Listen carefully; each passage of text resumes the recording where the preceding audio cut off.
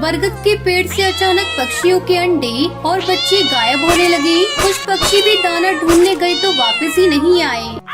चंदनवन जंगल में टुनटुनी नाम की एक चिड़िया बरगद के पेड़ पर अपना घोंसला बनाकर रहती थी। टुनटुनी बहुत ही सीधी सादी चिड़िया थी। वो कभी किसी से लड़ाई झगड़ा नहीं करती थी और सभी से प्रेम से बात किया करती थी। इसलिए बरगद पर रहने वाले सभी पक्षी टुनटुनी को पसंद करते थे और उसके दोस्त थे। एक दिन बुलबुल टुनटुनी के घर आती है। अरे टुनटुनी, तुम्हें कुछ पता चला? हमारे बरगद के पेड़ के नीचे वाले घोंसले में एक बिल्ला रहने आया है। वो तो शक्ल से बहुत दुष्ट दिखाई पड़ता है। मुझे तो उसका यहाँ रहना कुछ ठीक नहीं लग रहा। कोई बात नहीं, ईश्वर ने ये सुंदर धरती सभी जीवों के लिए बनाई है। कोई कहीं भी रहे, ईश्वर को कोई एतराज नहीं, तो हम कौन होते हैं मना करने वाले। अरे तुम तो सबको अपनी तरह ही सीधा साधा समझती हो। कुछ लोग बहुत बुरे होते हैं, उनसे सावधान रहना चाहिए। बस मैं तुम्हें यही बताने आई थी कि अपना ध्यान रखना और उस दुष्ट बिल्ला से सावधान रहना। इतना कहकर बुलबुल अपने घर चली गई। तभी टुनटुनी के घर की बेल बजी। अरे बिल्लू भाई। नमस्ते बहन जी, मैं आपका नया पड़ोसी बिल्लू बिल्ला हूँ। दरअसल मुझे चाय पीने का मन कर रहा था, तो सोचा अगर आपके घर से थोड़ी चाय की पत्ती, दूध व चीनी मिल जाता तो चाय बना लेता। वो क्या है ना कि मेरा सामान अस्त व्यस्त है, जिसे तरीके से लगाने में काफी समय लगेगा। अंदर आइए, मैं खुद आपके लिए चाय बनाकर ले आती हूँ। पड़ोसियों को तो एक दूसरे की सहायता करनी ही चाहिए, और अब तो आप भी हमारे पड़ोसी हो गए हैं। अरे वाह, ये तो बहुत ही अच्छा रहेगा। आप तो बहुत ही दयालु और अच्छी चिड़िया हैं। वरना इस बरगद के पेड़ पर और भी पक्षी रहते हैं, उन्होंने तो मुझे पानी तक नहीं पूछा। टुनटुनी उसके लिए चाय बनाकर ले आई। साथ में टुनटुनी ने कुछ बिस्किट और नमकीन भी टेबल पर सर्व कर दिए। बिल्लू सारी प्लेट साफ कर गया और जमकर टकार ली। बहन, बहुत ही स्वादिष्ट चाय और नाश्ता था। चलो, दिन भर का काम तो चल जाएगा। अब रात का खाना किसी होटल में जाकर खा लूंगा। चलता हूँ, घर पर बहुत काम है। अरे बिल्लू भैया, आप बस घर का सारा सामान लगाइए, मैं आपके लिए रात का खाना पका कर रखूंगी, आप यही खा लेना। बिल्लू बिल्ला बहुत ही लालची और मांग मांग कर खाने वाला बिल्ला था। कभी अपने घर पर खाना नहीं पकाता था, हमेशा दूसरे पक्षियों के घर खाने के समय पहुंच जाता था। कुछ ही दिन में सारे पक्षी उसका स्वभाव समझ गए थे। अब कोई भी पक्षी उसके आने पर उससे चाय नाश्ता नहीं पूछता था। वो निराश होकर कुछ देर बातें करके चला जाता है।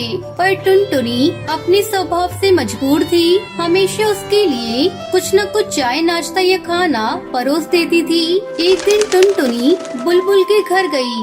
ये बिल्लू बिल्ला तो रोज 3 समय मेहमान बनकर मेरे घर आ जाता है। मैं मना भी नहीं कर पाती और मुझे इसे चाय नाश्ता कराना पड़ता है। मैं खुद एक गरीब चिड़िया हूँ, भला मैं किसी की जिम्मेदारी कब तक निभाऊंगी। टुनटुनी, दुनिया में सभी लोग तुम्हारी तरह सीधे नहीं होते। मैंने तो पहले ही कहा था, उससे सावधान रहना। कोई भी पक्षी बिल्लू को भाव नहीं देता, इसलिए वो बस तुम्हारे घर ही जाता है। खैर कोई बात नहीं, जब जागो तब सवेरा। अगली बार वो आए तो घर का दरवाजा ही मत खोलना, कह देना मेरी तबीयत खराब है, मैं आराम कर रही हूँ। टुनटुनी को बुलबुल का आइडिया पसंद आ गया। अगली सुबह बिल्लू उसके घर आया। बहन, दरवाजा खोलो, ये मैं हूँ बिल्लू बिल्ला। टुनटुनी ने अंदर से ही उसे उत्तर दिया। बिल्लू भैया, मेरी तबीयत ठीक नहीं है, इसलिए आराम कर रही हूँ। आज आपकी सेवा नहीं कर सकूंगी। अरे मेरी बहन बीमार है, तो मैं कैसे शांति से बैठ सकता हूँ? अभी डॉक्टर को लेकर आता हूँ।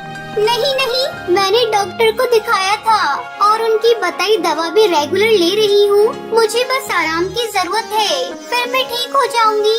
मन मार कर बिल्लू वापस चला गया। इसके बाद तो ये रोज का नियम हो गया कि टुनटुनी किसी न किसी बहाने से उसे दरवाजे से ही लौटा देती है।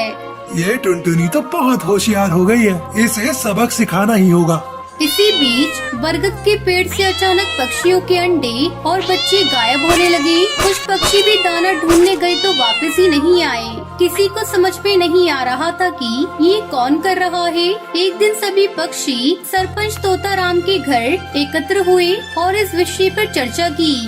सरपंच तोताराम जी, हमारे बरगद पर हम कितनी खुशी से रहा करते थे, पर ना जाने कुछ महीनों से किसकी नजर लग गई है। कल रात मेरे 2 अंडे गायब हो गए।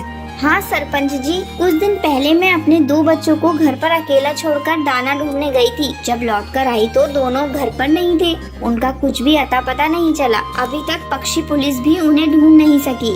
सरपंच जी, ये महज इत्तेफाक तो नहीं हो सकता कि जब से बिल्लू यहाँ रहने आया है तभी से ये सभी घटनाएं घट रही हैं। तभी से कुछ न कुछ बुरा हो रहा है। पर क्या करें, हमारे पास उसके खिलाफ कोई सबूत नहीं है। वो बिल्ला इतने दबे पाँव आता है कि किसी को उसकी आहट भी नहीं मिलती।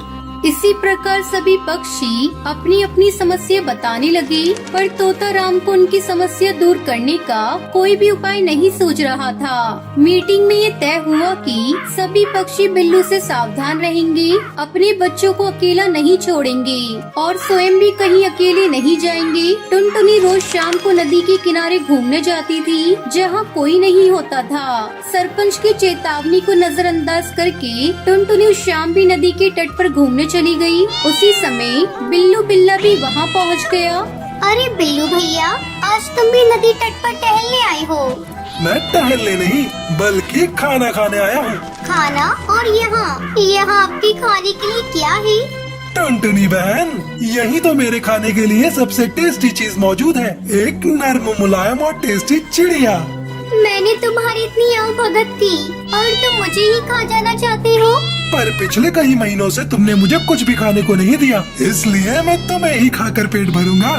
सारे पक्षी सच कह रहे थे कि बरगद के सभी पक्षियों के घरों से उनके अंडे और बच्चे चुराने वाले चोर तुम ही हो। हाँ टुनटुनी, इन सब का कारण हो तुम। अगर मुझे रोज खाना पकाकर खिलाती रहती तो मैं किसी को भी नहीं मारता, पर तुम्हारे ही कारण सभी पक्षियों को अंडे और बच्चों से हाथ धोने पड़े।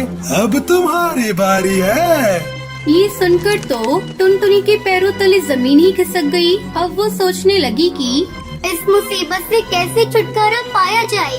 देखो बिल्लू, अगर तुम मुझे जाने दो तो अब मैं रोज तीनों टाइम तुम्हें स्वादिष्ट भोजन पकाकर खिलाया करूंगी। बल्कि हम सभी पक्षी मिलकर तीनों समय तुम्हारी दावत कर दिया करेंगे। मैं खुद सबसे बात करके उन्हें मना लूंगी। अब बहुत देर हो गई टुनटुनी, मैं इतना भूखा हूँ कि और इंतजार नहीं कर सकता।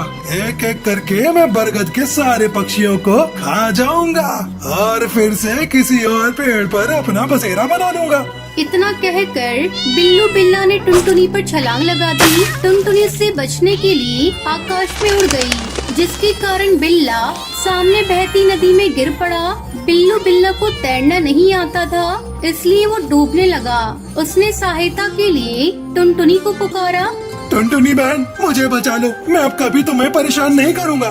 देखा, जो लोग दूसरों के लिए गड्ढा खोदते हैं वो खुद उसी में गिर जाते हैं। टुनटुनी, मुझे अब अकल आ गई है। अब मैं तुम्हें कभी तंग नहीं करूँगा।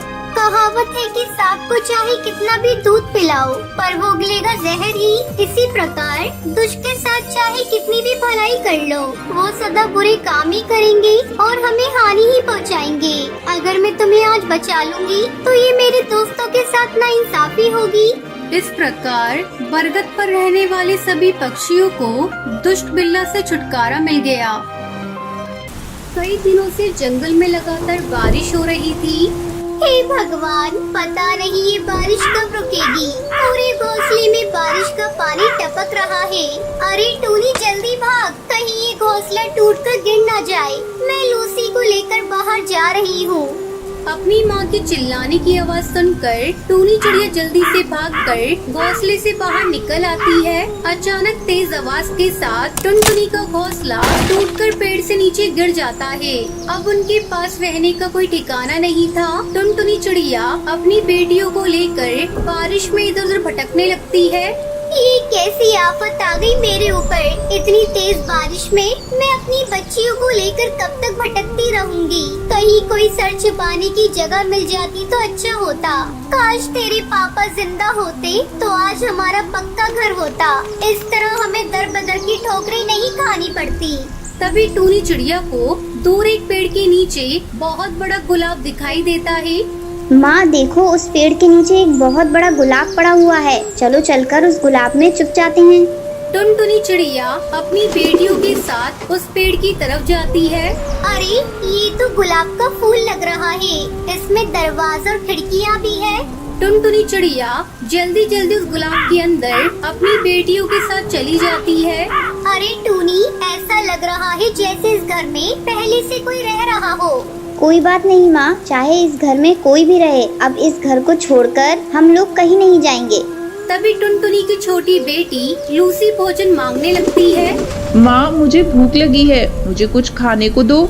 लूसी, तू पागल हो गई है क्या? इस बारिश में माँ भोजन लेने कहाँ जाएंगी? चुपचाप सोने की कोशिश कर।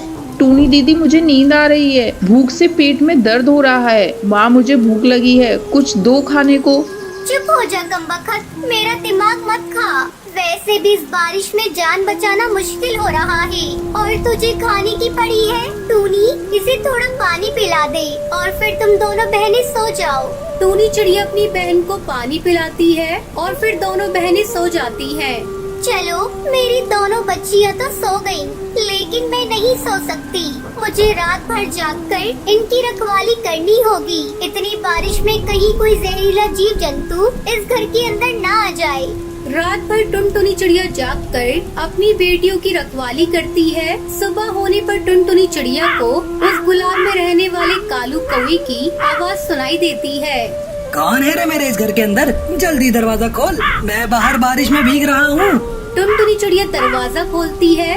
ए चिड़िया, ये मेरा घर है, निकल मेरे घर से। नहीं निकलूंगी, जाओ जो करना ही कर लो। जब मैं इस घर में आई तो ये घर खाली पड़ा था।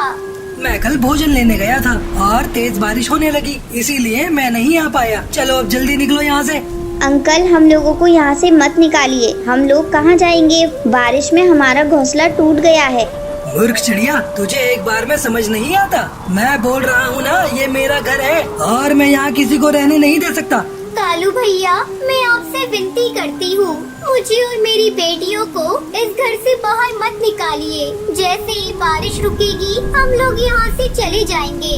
थोड़ी देर बाद बारिश रुक जाती है और टुनटुनी चिड़िया अपनी बेटियों को लेकर जाने लगती है। तभी कालू कौवा टुनटुनी चिड़िया से कहता है, तुम्हें कहीं जाने की जरूरत नहीं। तुम्हारा भाई इतना निर्दयी नहीं है जो तुम लोगों को इस घर से बाहर निकाल दे। अब से हम लोग साथ साथ रहेंगे। ये लो, मैं कुछ भोजन लेकर आया हूँ, खुद भी खा लो और बेटियों को भी खिला दो।